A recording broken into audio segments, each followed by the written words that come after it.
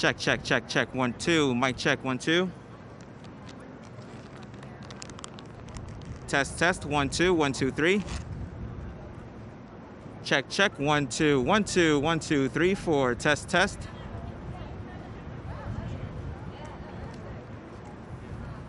Testing. 1, 2, 3, 4.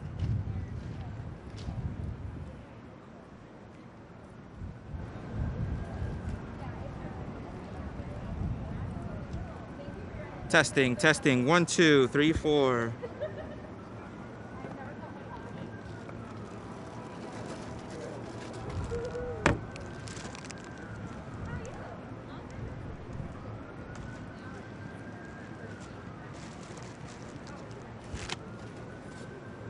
Hey, Lockwood, do you need this? White balance or anything? Okay. Let me know if you're good with audio. All right.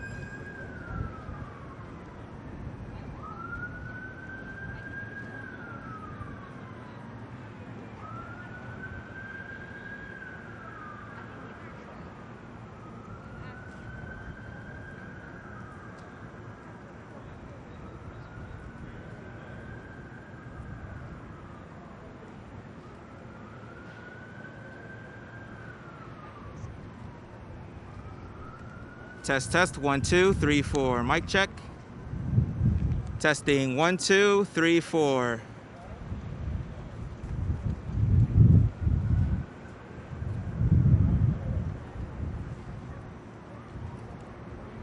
Good? All right.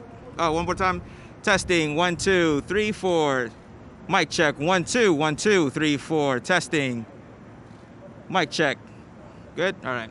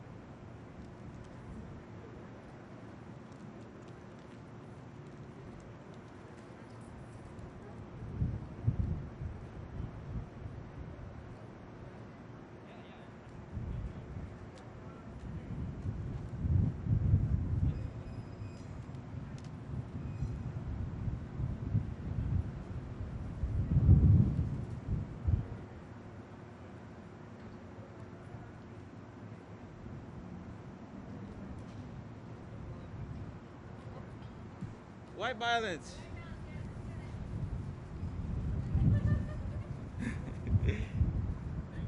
No problem.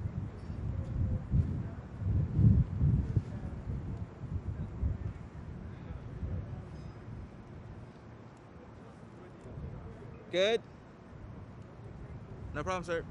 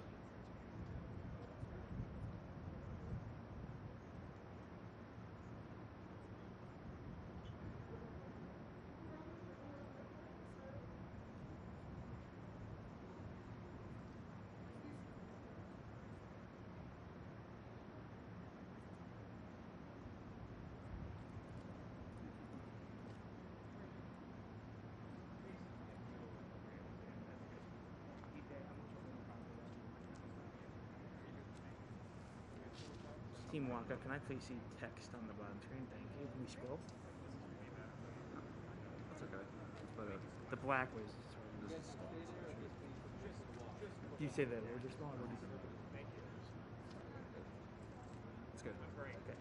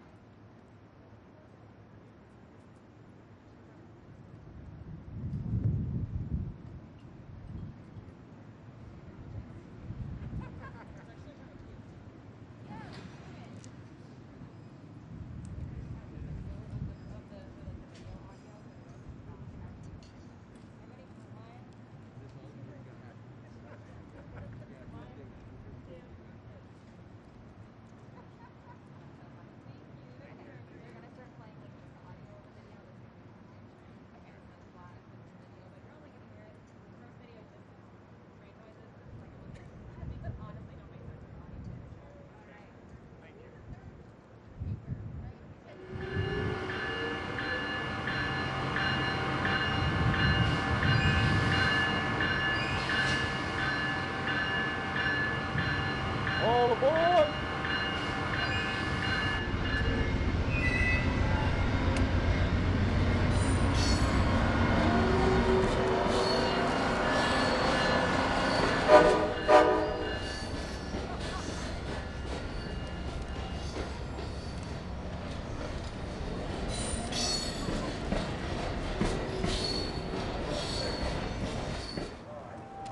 There was an era when the other side of the country might as well have been the other side of the world. That's the way it stayed until brave and brilliant pioneers built railroads to open new opportunities and bring a sprawling nation closer together. Passenger trains remained central to America's story until the mid-20th century, when the reliable locomotive fell on hard times. While private railroads teetered on the brink of failure, a bold Congress, hearing widespread public support, stepped in to fund a unified passenger rail system to keep America on track: Amtrak. It wouldn't be easy, but visionary women and men worked tirelessly to consolidate operations from 20 different rail companies and assemble a network to link small towns and big cities from coast to coast. The plan worked. But they didn't stop there. They got busy renewing our fleet, investing in upgraded track, refurbishing stations, expanding service with state partners, and bringing high-speed rail to America. Their forward-looking dedication and constant drive for improvement paid off. With renewed public interest in rail travel, steadily growing ridership, and a rich 50-year legacy of unbelievable journeys. Now, a new generation looks ahead to the next 50 years. They're unveiling state-of-the-art facilities, crafting innovative initiatives, and rolling out a cutting-edge fleet of high-speed train sets and efficient locomotives to ensure rail's place in the future as a cornerstone of clean transportation. They're exploring access to new communities so no one's left behind, and implementing enhanced safety standards for peace of mind during today's travel and whatever lies ahead. At the heart of Amtrak, there's always been great people.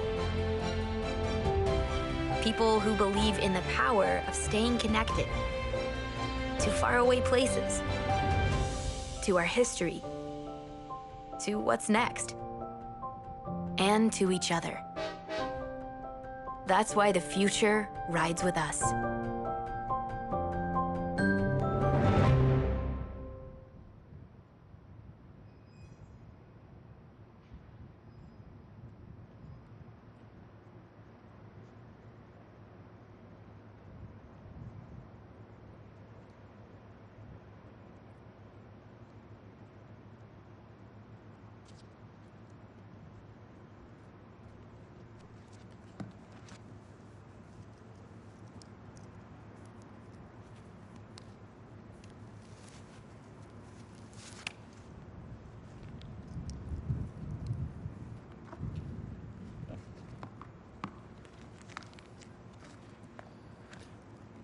Good afternoon. I'm Bill Flynn, CEO of Amtrak. And joining me here today are our Amtrak Chairman of the Board, Mr. Tony Kosha, Board Director, Mr. Bert DiClemente, and several other members of our senior management team. And we welcome you here to our 50th anniversary celebration. On May 1st, 1971, the first Amtrak train rolled out of New York City en route to Philadelphia, where we're gathered here today. And certainly at that time, no one could have imagined what would lay ahead. And today we're here representing our more than 18,000 dedicated employees. They operate a national system serving over more than 500 destinations across 46 states, the District of Columbia, and 3 Canadian provinces. And we have tens of millions of loyal Amtrak customers. And I'm honored to be joined here today by perhaps one of Amtrak's most loyal customers, the 46th President of the United States, Joe Biden. Mr. President, I thank you for being here to mark this milestone with us and for your tremendous support of Amtrak throughout your career of serving our nation. The American Jobs Plan, which includes $80 billion for rail, is just what the country needs as we build for the future. America needs a rail network that offers frequent, reliable, sustainable, and equitable train service. Amtrak has the vision and the expertise to deliver it. Now, we need Congress to provide the funding for the next 50 years. Our vision includes expanding rail service to connect to up to 160 new communities throughout the United States, and by building new and improved corridors in over 25 states. As part of this comprehensive plan, Amtrak will introduce new stations in over half of the United States, increase rail service to 47 of our top 50 metropolitan areas, and create over 500,000 new jobs, new well-paying jobs. But we're not stopping there. We're investing in our fleet. Last week, we announced the procurement of 83 intercity train sets, which will operate on the Northeast Corridor and various state-supported and long-distance routes. And we will soon debut the new high-speed Acela train sets, setting the stage for the next generation of train travel in America and on our Northeast Corridor. We're investing in our stations. In January, our partnership with the State of New York, we opened Moynihan Train Hall, Amtrak's new home in New York City, a world-class station providing an enhanced customer experience. And we are advancing station modernization projects in other major cities, Chicago, Washington, D.C., Baltimore, and right here in Philadelphia. We're investing in our infrastructure. We are making important strides on vital infrastructure projects up and down the Northeast Corridor, projects such as our Gateway program and the rebuilding and replacement of the Baltimore and Potomac Tunnel. Planned infrastructure projects will increase track capacity, improve ride quality, and offer greater reliability. All of these projects are investments in our future, but they're also investments in our planet. Amtrak provides a more sustainable mode of travel, and demand for rail travel will continue to grow. In fact, traveling on Amtrak emits up to 83% fewer greenhouse gas emissions than by driving, and up to 73% fewer GHGs than by flying. We have a truly dedicated workforce at Amtrak that carries on the legacy of the railroaders who served before them and who take great pride in connecting America. And it's because of our employees that Amtrak serves a vital role in our country's mobility strategy. We continue to see their important contributions play out in real time as we navigate through the COVID-19 pandemic. When the world stopped, in many ways, due to the spread of the coronavirus, our employees, really indeed all transportation employees, made sure America kept moving. They were on the front lines every day, providing the essential transportation services to those who needed it. And now, more than ever, Amtrak is ready to provide the safe journey that travelers are seeking as our nation recovers from the effects of this pandemic. It's been an honor to lead Amtrak during this critical time. I come from a railroad family like so many other fellow Amtrak colleagues do. My father and uncle were both locomotive engineers. My brother David was an Amtrak conductor and local union chair with over 40 years of service. And my brother Brian works at Amtrak now with over 15 years of service to the company. These connections deepen my pride in Amtrak and my commitment to further Amtrak's important mission to serve our country. We have much to celebrate today and more to look forward to in the future. In closing, I'd like to thank those who paved the way. We owe you a tremendous debt of gratitude. I salute the men and women who make up Amtrak workforce, our partners, political leaders on both sides of the aisle, and our many stakeholders whose tireless efforts keep our railroad running. And of course, to our customers, thank you for your continued support. Get ready, America. While Amtrak may be turning 50, we're just getting started. And now it's my pleasure to welcome to the podium Mr. Blake Weaver, who's an Amtrak conductor here in Philadelphia, who will introduce the president. Thank you. Blake?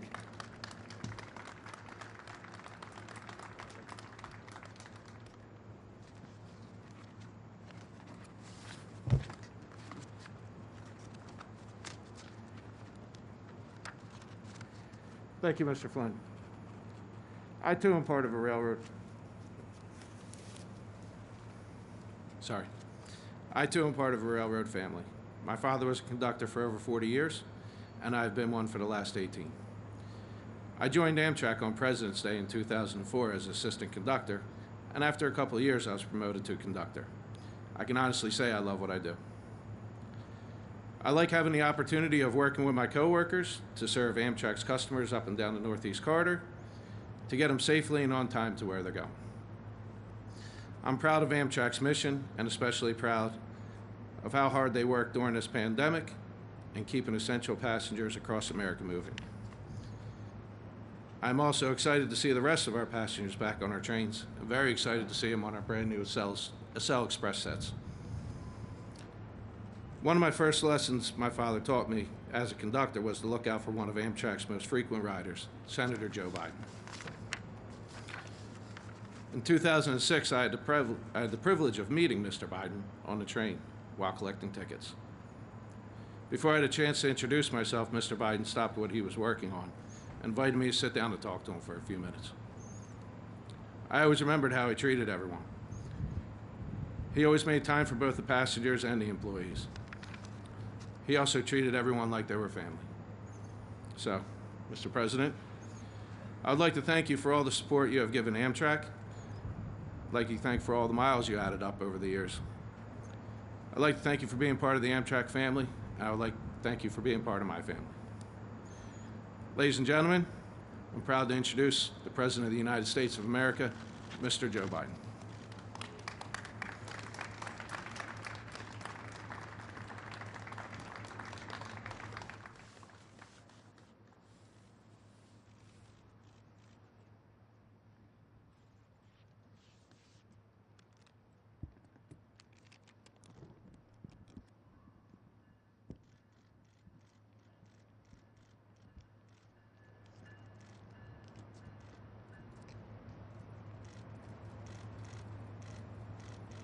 Hello, everyone. Great to be back in Philly. Great to be back to 30th Street Station. Blake, you didn't treat each other like family. You are family. Please sit down, guys. Sit down. Your dad, Greg, is here too. As far as I'm concerned, the Weavers are family. And Justin Gray, speaking of family, your father and I fought a lot of fights together, planned a lot of those fights on Amtrak, coming back to Philly. I didn't come all the way to Philly. It's a wonderful tribute to this station to bear his name. And Bill Flynn, thank you for having me. Governor Wolf, Mayor Kenney, Congressman Evans, thank you for the passport into the city. Appreciate it. And we have another, I don't know, they're all here still, but I met a lot of really important friends that were here for this occasion. I understand Senator Blumenthal is here. Right, there you go. One of the great senators, former Attorney General, took care of my son Bo when he was Attorney General. Thank you very much. And also Dwight Evans. Dwight's here. You can't miss Dwight. Come on, Dwight, stand up here, man. And a good friend of mine and worked like the devil to get me elected, Brendan Boyle. Brendan, that's the Irish of it, man. And Donald Payne, New Jersey. I keep telling Donald, because Delaware's so small, it is a constitutional, there was a case in the Supreme Court. Delaware, the state of, owns the Delaware River up to the high water mark of New Jersey. Just want you to know that. You got to treat us with more respect. And Mayor Kenny, thanks for the passport. Great friend. Thank you, Mr. Mayor. You're doing a heck of a job. And a real close friend who was a co-chairman of my campaign and just a great friend our whole time. Governor Ed Rendell. Eddie, thank you, pal. This city owes you a lot.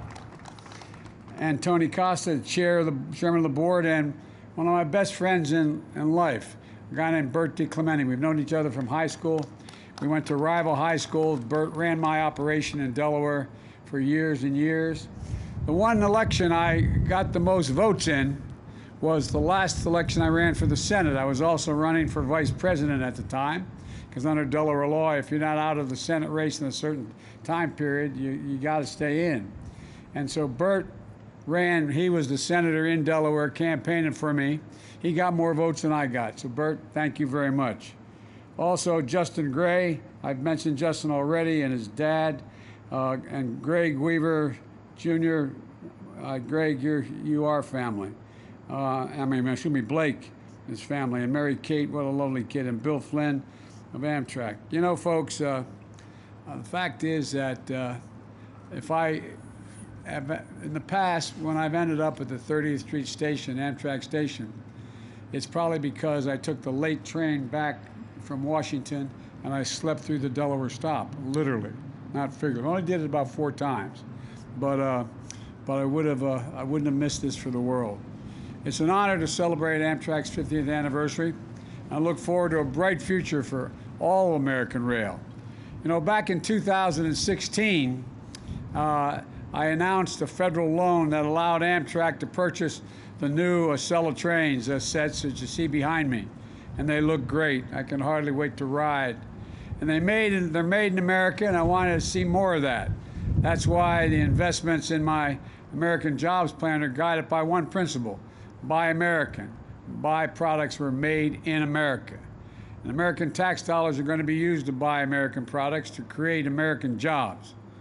When I became vice president, one of the Capitol Hill newspapers estimated that I had taken more than 7,000 round trips in Amtrak over my career. I think that's an exaggeration. And I'm going to rely on those 2 conductors that Mr. Weaver will remember. One of them was a guy named Angelo Negri.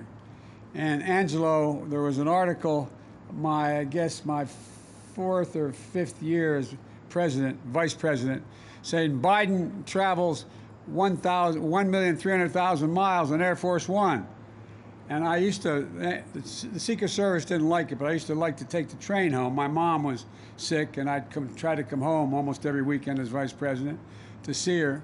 And I was getting on the train, and Angelo Negri came up to me and goes, "Joey, baby!" And he grabbed my cheek, started to squeeze it like he always did. And I thought he was going to get shot. I'm serious. And I said, no, he's a friend. He said, "Joey, what's the big deal? 1,200,000, 300,000 miles on Air Force Two. You know how many miles you travel on Amtrak?" I said, "No, Ange, I don't know." And he gave me the calculation, and he said, "You travel 1,515,000 miles on Amtrak." So the fact is, I probably take Ange's word before I took the word of what the article said. But the point is, in the process, as Conductor Weaver will tell you, Amtrak became my family.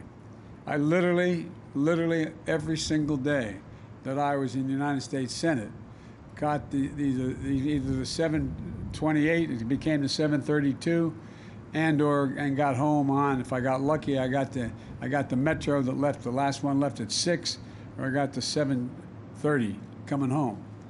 And you get to know everybody. You get to know the folks. And I used to have a Christmas party for Amtrak employees at my home. And it got so big, we ended up having a summer party because family and retirees kept coming back. I want to tell you, these guys and women, they work like the devil. They really, really, really do. And Amtrak wasn't just a way of getting home. It provided me, and I'm not joking, an entire other family. A community dedicated, that was a professional, and that we've shared milestones in my life. And I've been allowed to share milestones in theirs. I've been to an awful lot of weddings and christenings and unfortunately some burials as well. We're family. You know, I remember one night my daughter was only 6 years old and it was my birthday. And we were voting, and I went to Bob Dole and I said, Bob, when's the next vote going to take place? He said, Joe, why? I said, well, my daughter is really upset I'm not going to be able to be home for the birthday cake she made for me. He said, what do you need? I said, I need just time to catch the 5 o'clock metro, and I can get the 6:28 coming back. Because in the platform, just in Delaware, you walk from one side to the other. Got off the train. My wife, Jill, was standing there. My daughter had the cake, with the candle lit. I blew them out, gave me a kiss, walked across, and got on the southbound. So it has been part of my life. I've been riding an Amtrak for almost as long as there's been an Amtrak. And I've come to see that Amtrak doesn't just carry us from one place to another. It opens up enormous possibilities. And especially now, it makes it possible to build an economy of the future and one that we need. Last week, I announced a target of cutting greenhouse gases and gas emissions in half by 2030. And most of those emissions in this country come from transportation. But if just 10% of the freight shipped and the largest trucks went by rail instead, we'd be removing 3,300,000 cars from the road, and we've been planting, is the same as doing that, or planting 260 million trees in America. And as I've said from the beginning, when I think about fighting climate change, I think about jobs. And rail, and hopefully the expansion of rail, provides good union jobs, good paying jobs. It also connects people to jobs and economic opportunities that can be reached from wherever you live. Let's put this in perspective. For years, I fought efforts to cut funding for Amtrak because cutting funding for Amtrak would be a disaster for our environment and our economy. Amtrak carries 4 times as many riders between Washington and New York City as every single airline does within 50 miles of the shore from Florida all the way up the coast. Imagine what we'd have to do. A single day without the Northeast Corridor, for example, with Amtrak and the Northeast Corridor would cost the economy $100 million. If you shut down all passenger service on Amtrak's Northeast Corridor, the projects that compensate for the loss, you'd have to add 7 new lanes of highway on I-95. And consider that cost, average of $30 million for a linear mile on I-95. This is the bargain of bargains and bargains. It's economical and it's environmentally a lifesaver. That's why in my rescue plan, American Rescue Plan, we worked hard to keep Amtrak running. At the height of the pandemic, because we weren't traveling Amtrak, furloughed 1,200 employees. And we were able to provide emergency relief to keep rail service running, and we've now brought back 1,200 union workers who had been furloughed. And by the way, you get a union wage, not 15 bucks an hour, a prevailing wage. But we have to do more than just build back. We have to build back better. And today we have a once-in-a-generation opportunity to position Amtrak and rail, and intercity rail as well, in general, to play a central role in our transformation and transportation economic future. To make investments that can help America get back on track, no pun intended. Before the pandemic hit, Amtrak's ridership and revenues were on the upswing. The Northeast Corridor has been making money for a long while now, but last year, the whole of Amtrak's system was projected to break even for the first time in history, but then we had the pandemic. But there is still a huge backlog in deferred maintenance, huge need to modernize our trains, our stations, our bridges, our tunnels. Well, we're talking about critical jobs like the Hudson River Tunnel, the Baltimore Potomac tunnels, and the Susquehanna River Bridge. In my American Jobs Plan, I propose spending $10 billion a year on passenger rail and freight rail. Of this, 2/3 would support existing Amtrak routes, including the Northeast Corridor, but nationwide. And we're talking about union jobs, as I said. And we're taking care of the riders, laying track, wiring switches, fixing bridges, tunnels, modernizing stations, and repairing and rebuilding this vital infrastructure. This would allow for the potential to expand passenger rail service. Imagine a 2-hour train ride between Atlanta and Charlotte, going at speeds of 220 miles an hour, and 2.5-hour trip between Chicago and Detroit, or faster and more regular trips between Los Angeles and Las Vegas, a route that I imagine could be pretty popular on Fridays. Bill, as you've said, your vision for Amtrak calls for a new intercity rail service, up to 160 previously unserved communities being connected. Think of what it will mean for opportunity if we can connect Milwaukee to Green Bay to Madison, Scranton and Allentown to New York, Indianapolis to Louisville, and much, much more. It's going to provide jobs and will also accommodate jobs. And what this means is that towns and cities that have been in danger of being left out and left behind will be back in the game. It means families don't have to sacrifice the cost of living or quality of access to opportunity that sometimes only occurs if they live in a big city. We have a huge opportunity here to provide fast, safe, reliable, clean transportation in this country. And transit is part of the infrastructure. And like the rest of our infrastructure, we're way behind the rest of the world right now. We need to remember we're in competition with the rest of the world. People come here and set up businesses. People stay here. People grow because of the ability to access transportation, access all the infrastructure. It's what allows us to compete. And with the rest of the world, to win the 21st century, we've got to move. China already has 23,000 miles of high-speed rail, 220 miles per hour. 2/3 of all the high-speed rail in the world, 220 miles an hour. And they're working on transit on trains that can go as high as 400 miles an hour. We're behind the curve, but folks, as I said the other night, America's on the move again. We need to remember that we're in the United States of America. There's nothing beyond our capacity, nothing we can't do if we do it together. And we celebrate Amtrak's birthday. I was thinking about Amtrak's role, as I said, on my birthday when they allowed me to come home and blow out that candle. There's a lot of things that Amtrak does. And, you know, the fact of the matter is, if we were able to, which is now beyond the ability to pay for it, but if we're able to straighten out 3 curves from Washington to New York, you could make it from Washington to New York in 1 hour and 32 minutes. 1 hour and 32 minutes. Folks, there's so much we can do, and it has such an incredibly positive impact on the environment, incredibly positive impact on work, on opportunities. And again, all the things we have to do to put Amtrak in place and be one of the great contributors to our country is we have to invest. And so, you know, if you think about it, when I was vice president with Barack, he allowed me to put together a budget for Amtrak. And it had money for high-speed rail at 200 miles an hour from Charlotte, another line going from in Florida down to Tampa, another line. If we had moved, Gov, we'd have that tunnel fixed in New York now. The money was there to get it done. There's so much we can do, and it's the biggest bang for the buck we can expend. So on this momentous birthday of Amtrak, I want to thank you for making so many birthdays possible. I believe that the best days for Amtrak and for rail and for America are ahead. I really believe that, and I'm just confident. I'm confident we can get this done. And I must tell you, I'm anxious to see the new train.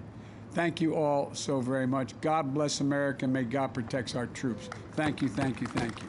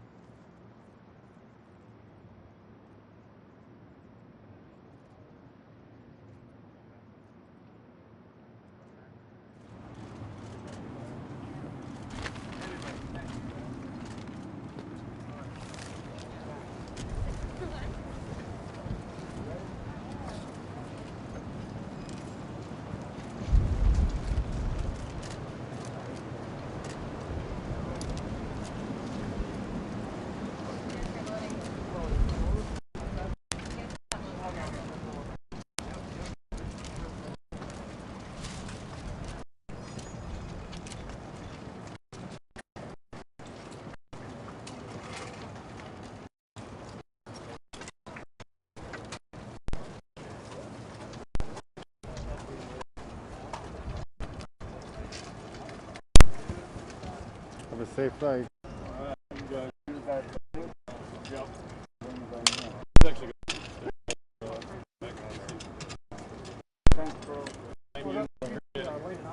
You unplug me there for me? Yeah. I think it's this one, right? I'm trying to yank on it. I think it's under that. There we go. Middle guy. Perfect.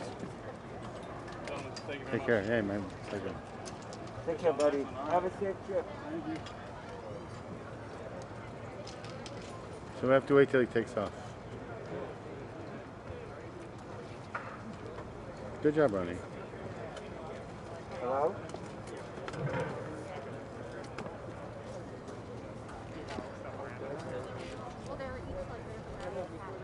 Hey, Andy, how was it? It was wonderful, Jonathan. Okay.